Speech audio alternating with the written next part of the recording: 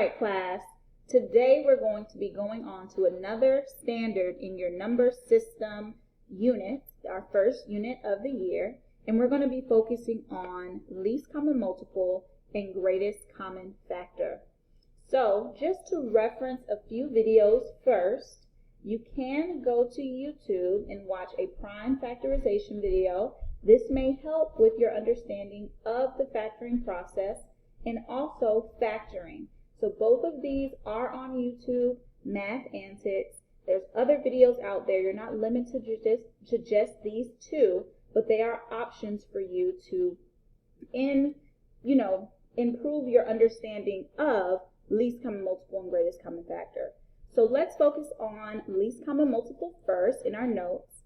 And LCM is your least common multiple. And your least common multiple is the smallest number both two or more numbers can go into. So when we're thinking of multiples, we're thinking of, okay, what are the multiples of 2? 2, 4, 6, 8, 10, and so on. So now we want to look at this example here. What is the least common multiple of 3 and 7? So what I'm going to do, this is a method that I like to share with my students so that they can find a good strategy that they can use every single time.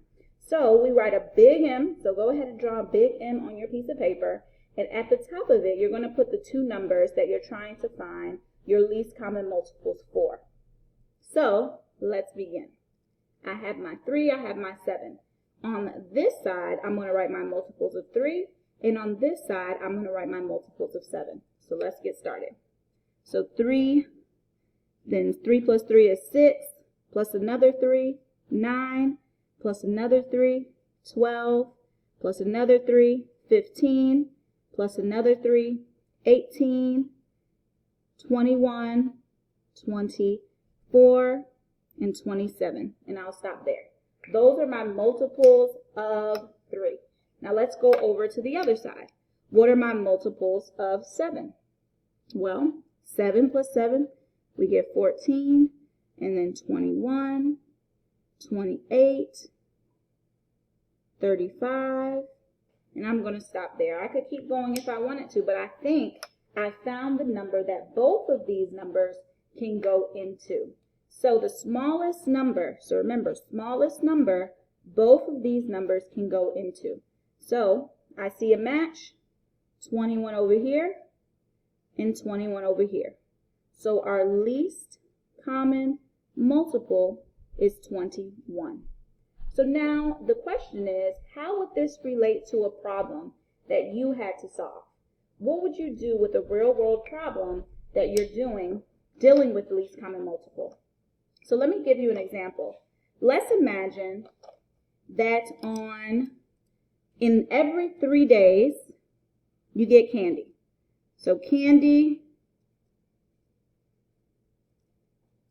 every 3 days. And then you get donuts every 7 days.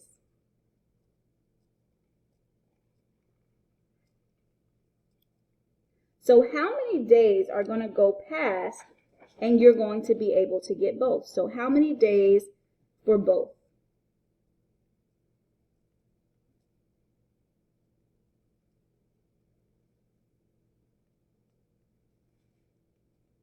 So let's take a look at a calendar. So I got my agenda. I'm going to count out the number of days. So we know that every 3 days, we're getting some candy.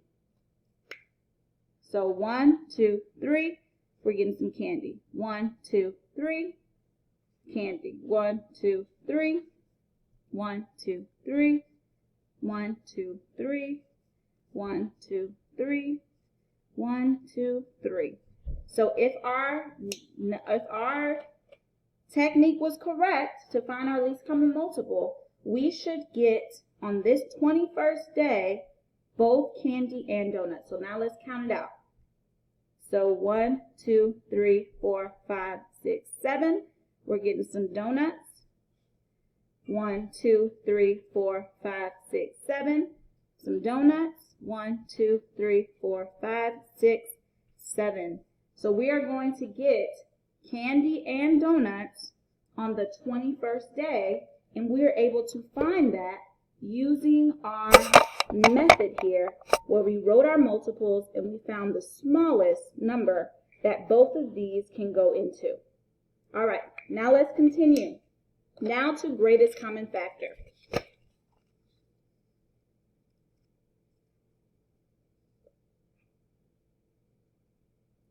All right, greatest common factor is the greatest number that can be factored, taken out, divided out of two or more numbers.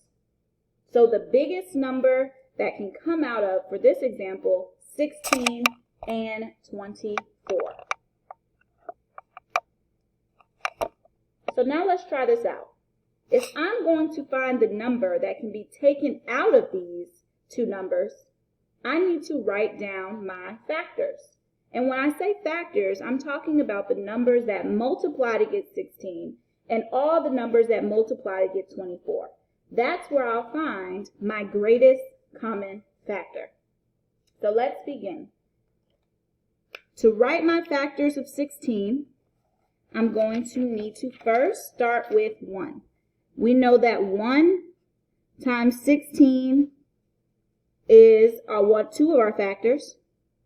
We know 2 times 8. And we know 4 times 4.